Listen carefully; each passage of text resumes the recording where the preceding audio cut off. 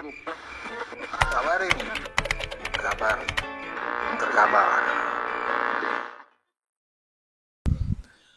Bismillahirrahmanirrahim. Assalamualaikum warahmatullahi wabarakatuh. Sobat-sobat ngabarin kabar terkabar, semoga selalu dalam keadaan sehat walafiat, serta diberikan rezeki yang halal, berkah, lancar, dan juga banyak. Lupa deh, kudu nonton nih sampai akhir. Kocak ini perdebatannya.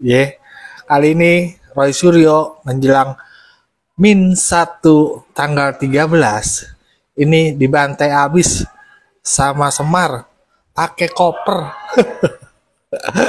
Aduh, gak usah lama-lama, kita lihat aja videonya bersama. Oke, let's go, kita play. Ya begitulah ya sob.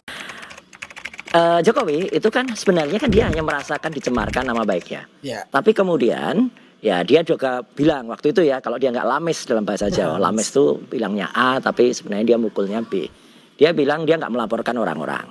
Nah kok tiba-tiba ada lawyer-lawyernya kemudian memasukkan pasal-pasal yang mengkriminalisasi, yaitu pasal 32 dan 35 dari Undang-Undang ITE. Menurut Anda tidak melakukan itu? Sama sekali tidak. Artinya apa? Karena kebetulan saya kan dulu juga yang merancang undang-undang itu.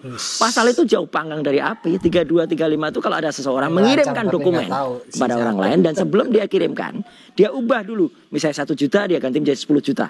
Atau misalnya ada sebuah format surat, dia ubah sehingga isinya berubah.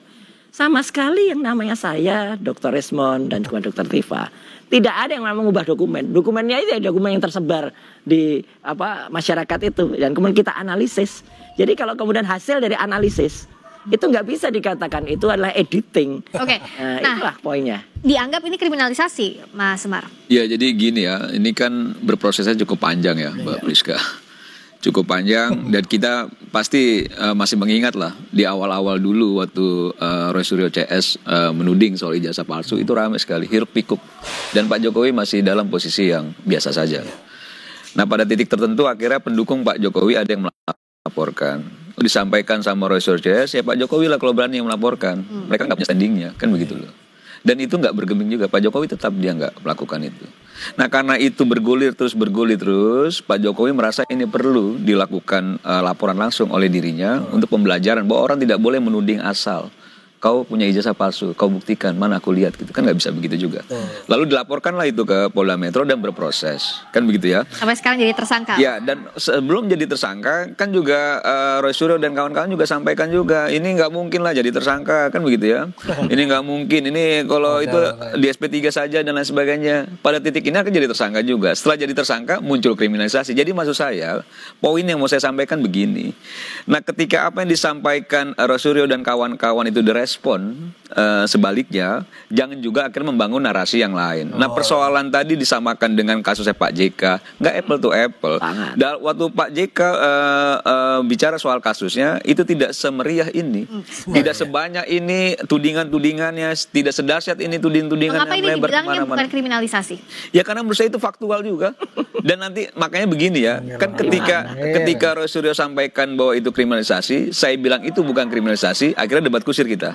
Nah sekarang medannya sudah berpindah kan, sudah jadi tersangka, besok diperiksa, masuk proses peradilan. Nah pembuktian itu yang akan dilakukan. Kalau memang dianggap kriminalisasi, lakukan pra peradilan gitu loh. Nah kita kan menghargai proses hukum, kita kan menghargai institusi-institusi negara. Ya, kalau nggak dipercaya lagi institusi negara, apalagi yang mau dipercaya? Setelah jadi tersangka apa sih Mas Roy yang disiapkan, fakta-fakta apa lagi? Ya nggak apa-apa, ya udah kita nanti akan kita sanggah itu ya, statement yang kemarin disampaikan oleh yang terhormat Pak Kapolda. Mungkin Pak Kapolda hanya mendapat masukan dari anak buahnya yang tidak ngerti ya arti dari pasal 32 dan 30 Undang-Undang ITE itu, dan nanti silahkan kita lihat lah, banyak ahli yang nanti akan berbicara, itu akan kelihatan kalau pasal itu tidak tepat. Dan satu pun sama sekali kan dikatakan itu editing itu saya mengedit itu mengubah. 1 mili pun nggak ada yang diubah dari aslinya, gambarnya kayak gitu, dan itu sudah kami dapatkan, mau dari Dian Sandi, mau dari yang ada ditampilkan oleh Bareskrim, mau yang ada kami peroleh dari berbagai KPU.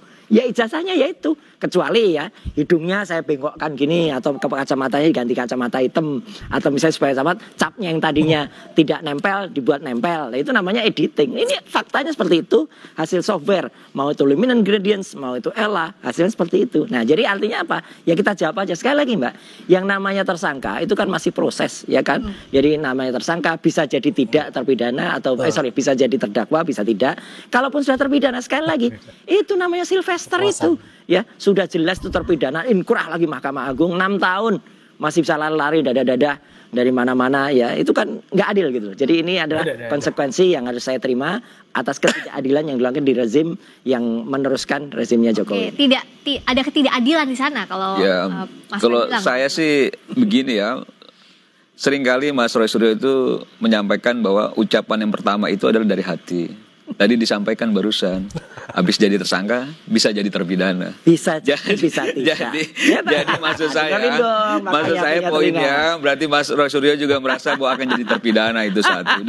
Dan ini proses yang cukup panjang ya, ratusan orang diperiksa, ahli dipanggil dan sebagainya, butuh waktu cukup lama untuk mengumumkan tersangka. Dari sebelumnya disampaikan proses ini sudah masuk penyidikan dan lain sebagainya. Dan kita mana lagi kita nggak percaya sih Mbak soal institusi Polri, masa kita nggak percaya dengan melakukan berbagai upaya dengan apa yang dipunya, yang akhirnya pada titik ini jadi tersangka. Sekarang siap-siap aja mental, batin, pikiran, hati untuk menghadapi mulai besok kan gitu. Iya, sana juga harus siap. Gitu. Jadi ini masyarakat biar tahu ya, BAP yang saya tanda tangani dan yang saya sudah melaksanakan di bawah sumpah waktu itu hanya pertanyaan-pertanyaan soal tanggal-tanggal yang dimana saya tidak hadir dan tidak ada di lokasi itu. Dan itu adalah acara dari pihak lain yang seolah-olah saya dipaksakan untuk kemudian mengerti peristiwa-peristiwa itu. Ada hal yang dipaksakan dalam penyidikan ini? Saya sangat meyakini sejak awal bahwa Polri sangat profesional ya. Jadi kalaupun dibutuhkan banyak pihak yang dimintai keterangan, itu kan bentuk kehati-hatian Polri. Karena kasus ini tidak ansih soal persoalan hukum saja, tapi tentu ada irisannya politik. Tentu yang dituding-tuding pun kan Presiden ke-7, 2 periode dan lain sebagainya. Sehingga kehati-hatian polisi itu yang kita lihat bahwa landasan profesionalismenya kan juga sudah terlihat sejak awal penanganan kasus ini. Dan saya meyakini ya tidak akan sembarang lah. Apalagi kasus yang ditudingkan Roy Suryo dan kawan-kawan ini kan menjadi perhatian publik begitu luas.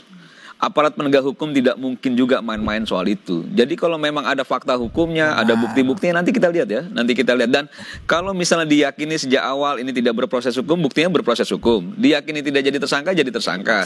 Nah sekarang diyakini tidak ditahan, ya mudah-mudahan juga dalam waktu dekat kan kita lihat juga penahanan ya. Dan saya menyarankan selain yang disiapkan soal materi-materi perkara, siapkan juga koper berisi baju-baju. Jadi supaya itu mempersiapkan diri Mas Roy Suryo-nya gitu loh, secara batin, pikiran dan juga barang-barang. Dan ditahan itu gak enak juga Mbak, nggak mudah juga. Saya rasa juga dalam posisi yang itu yang saya bilang sebenarnya posisinya agak memprihatinkan juga saya terhadap prosedur dan kawan-kawan. Harusnya kan kalau ini tidak terus-menerus dilakukan dituding-tuding, tidak sampai proses hukum. Ya Jokowi tinggal tapi ini kan konsekuensinya kan gitu loh. Ini kan konsekuensinya ketika itu menuding orang dan orang merasa juga dicemarkan nama baik dan akhirnya bergeser ke banyak irisan pasal-pasal, silakan nanti dibuktikan apakah memang yang disangkakan itu sesuai dengan bukti fakta yang dimiliki oleh kepolisian. Nah itu yang kita lihat bersama-sama gitu loh. Mas Semar bilang kayaknya akan ditahan. Apa? Iya itu kan pendapat Asmar, apakah polisi penyidik? Ya kan penyidik pun juga apakah dia seenaknya melakukan faktor subjektif. Memang ada subjektif dari penyidik kalau memang ada pasal yang itu di atas 5 tahun. Ya kan? Tapi kan itu ada hubungan kalau pasal 1 apakah saya akan melarikan diri. 2 apakah saya akan menghilangkan barang bukti. 3 apakah saya akan melakukan perlawanan. Kalau misalnya ya saya tidak akan melarikan diri. Saya kalau mau melarikan diri udah dari minggu yang lalu. Ya tapi kan enggak, orang pada bilang, wah pada berceloteh tuh, termul tuh pada bilang, wah kalau itu nanti ke Australia pasti dia akan melarikan. Enggak, saya malah di sana mengumpulkan bukti tentang ijazahnya yang tidak ada milik Gibran. Saya justru memastikan bagi Gibran tuh nggak punya SMA. Saya udah ke UTS Insert di sana, dan itu kan membuat semakin kalut gitu. Ya saya ketawa aja dan saya pulang dengan baik ke Indonesia, saya paparkan itu 1. 2 menghilangkan barang bukti. Barang bukti yang mana? Ya, barang buktinya ada di media sosial semuanya. Ya, paparannya itu ada di sana dan saya tidak pernah sekalipun memposting sesuatu atau membuat dapat diakses ya. Karena saya nggak punya akun, ya, saya nggak ada YouTube, nggak ada akun X. Mau diambil dari mana kalau itu bunyi pasal-pasal di ITE itu, Mbak, membuat dapat diaksesnya atau menyebarluaskan. Itu harus dari sumber, harus dari IP atau internet protokol milik saya. Lah kalau saya nggak pernah. Kalau itu disiarkan oleh itu Kompas. perspektifnya Roy Suryo. Enggak, itu ada di Itu kan- undang-undang ITE kan nggak jelas. mungkin juga maling teriak Iya. maling. Oh iya, Kan begitu enggak, kan. ini bukan maling. Dalam arti Nggak maksud mungkin saya juga maling pasti komentar polisi gitu tentang itu punya orang. ukuran tersendiri Nggak lah. ada, Ketika itu yang- itulah yang mentersangkakan, ngaco. nggak mungkin juga dia tidak punya alat yang memang itu bisa Ya, itulah membuktikan yang bahwa ini ngaco. Nggak ada ini sudah satupun melanggar suatu yang tindak sudah pidana. disidik. Saya pikir itu pasti. Nggak ada satupun yang saya sudah meyakini itu disita. pasti. Jadi Itu kan persiapkan ngaco aja ini. lah. Kalau perspektif Roy Suryo, oh ini nggak mungkin, ini saya nggak melanggar pasal ini. Nah, nanti kita lihat Iya. apa yang disampaikan Pak polisinya. Unsur-unsur Iya, dalam cek pasal dulu. di dalam Iya. undang-undang ITE saya tanyanya ke Mas Heri. Iya. Ini apa yang harus dibuktikan? Kalau pasal yang disangkakannya salah satunya adalah undang-undang ITE. Ya, kita kembali berfokus pada objeknya ya, Pak Priska. Bahwa objeknya kan adalah Jasa. Jasa. adanya palsu, kemudian itu mekanismenya ada lewat ITE, maka penggunaan undang-undang ITE juga dilekatkan di sana. Tapi yang paling penting adalah ketika masuk ke tahap penyidikan, saat ini kan berarti sudah ditemukan tersangkanya kan, menurut versi kepolisian. Maka tentu yang kita harus ingat betul adalah proses penyelidikannya tadi itu sudah memastikan bahwa ada peristiwa hukum dan hukum yang berlaku adalah hukum pidana. Nah ini sehingga ketika masuk ke tahap penyidikan udah nggak gampang lagi.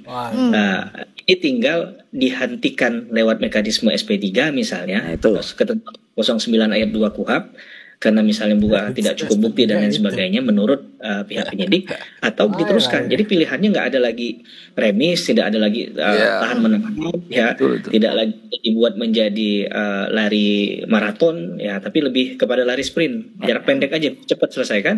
Nah, Cepat maka ditahan maksudnya Mas? Ngaco kalau ini ngaco ini. Enggak, maksudnya Nggak cepat ada. gimana sih? Kan kalau prosesnya Lama itu ada gitu alat bukti kan ditahan prosesnya. kan ya? Buktinya bukan Pancing, Mas kualitas. Heri. Maksudnya, Mas? Buktinya nggak mutu itu. Maksudnya gimana? Percepat sprint ini maksudnya kalau ada alat bukti, proses tersangka, besok diperiksa, lakukan penahanan gitu maksudnya? Oh, penyidikannya limpah aja ke udah semenjak- kejaksaan. Tunggu, dengerin dulu Mas Herinya. Gimana Mas? Gimana, Mas Heri? Lanjut dulu Mas Heri. Yang utama adalah bagi saya kepastian hukumnya tadi kan jelas secara status kan. Karena tidak baik juga terlalu lama membuat kasus ini berlarut karena bagi Mas Roy Suryo dan kawan-kawan kan juga ini bukan hal yang baik ya. Iya.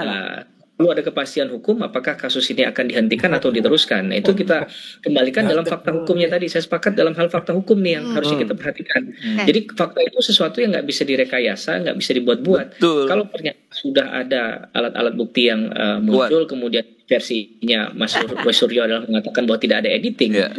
kan buktinya di sana, Mbak Fitri. Berikan keluasaan bagi orang yang ditersangkakan tadi yang sudah menjadi tersangka untuk membuktikan sebaliknya. Iya. Apakah betul bahwa apa yang diketahui, apa yang dia jalani, apa yang dilakukan itu sesuai dengan pemenuhan unsur deliknya atau tidak.